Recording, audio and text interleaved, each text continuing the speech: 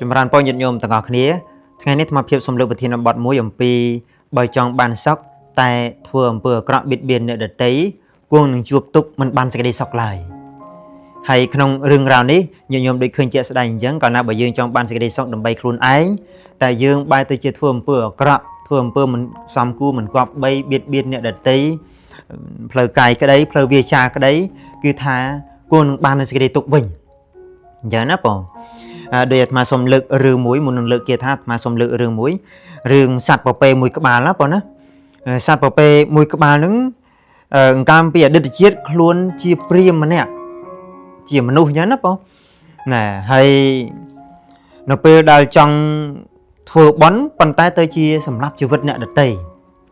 សម្រាប់ជីវិតសត្វពពែមួយក្បាលណាដើម្បីធ្វើបន់ឧទ្ទិសដល់ពួកញាតិហើយវិធីធ្វើរបស់គាត់គឺធ្វើមិនត្រឹមត្រូវអញ្ចឹងណា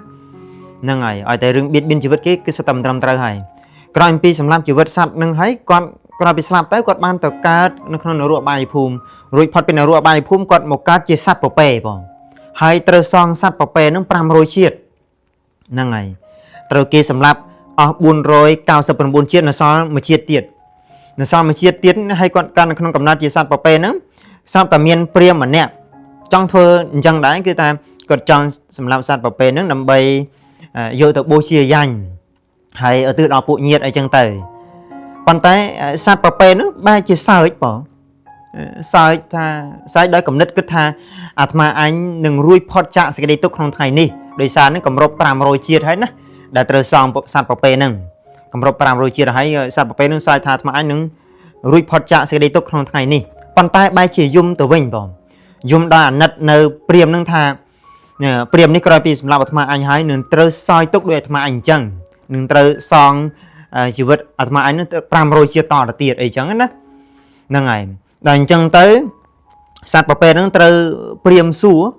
ថាម៉េចបានឯងសើចម៉េចបានឯងយំអីចឹងទៅសត្វពពែហ្នឹងក៏បាន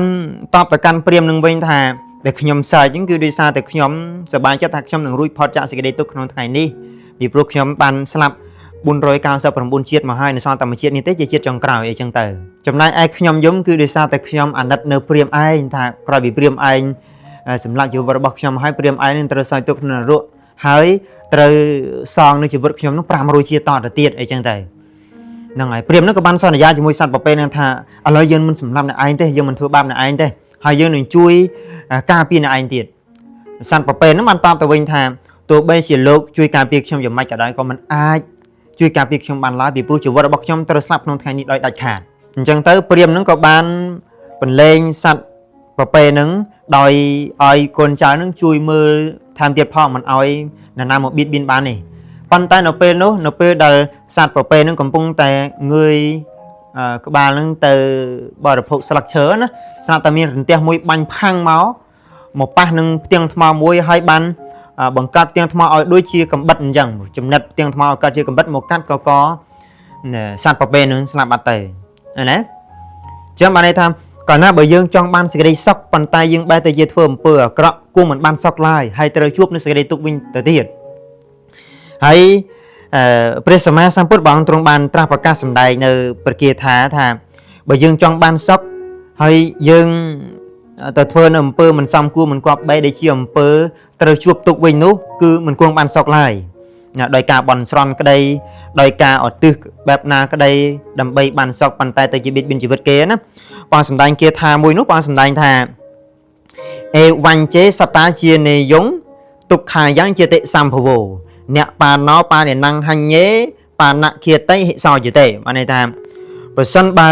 ពួកសត្វក៏បីដឹងយ៉ាងនេះថាការកើតនៃជាតិកំណើតការកើតមានជាតិកំណើតរស់នៅរាល់ថ្ងៃនេះណារមែងនាំមកនូវសេចក្តីទុក្ខមិនគួរបៀតបៀនជីវិតអ្នកដទៃឡើយបុគ្គលបៀតបៀនជីវិតអ្នកដទៃហើយរមែងមានសេចក្តីសោកសៅក្នុងកាលជាខាងក្រោយឃើញទេបងអានឹងមកគាថា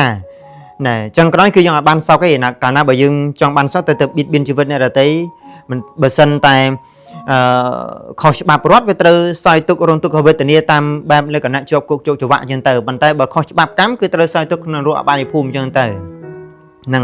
ហើយវិគាថាមួយទៀតដែលព្រះអង្គទ្រង់ត្រាស់សម្ដែងតាក់ទងនឹងរឿងពួកកដុំពីរដែលមុនទៅធ្វើ ជំនួយហ្នឹងក៏នាំគ្នាបានបដិញ្ញាជាមួយនឹងទេវតាថានឹងធ្វើពលីកម្មបើកាលណាបើខ្លួនឯងទៅធ្វើជំនួយមិនមានអន្តរាយហើយបានជោគជ័យអញ្ចឹងណាហើយក៏គិតថានឹងមកធ្វើបន់លាបំណន់អញ្ចឹងទៅប៉ុន្តែការដែលមកធ្វើបន់ដើម្បីទេវតាហ្នឹងបែរជាទេវតាចេញមកហាមឃាត់មិនអោយធ្វើឯងពីព្រោះអី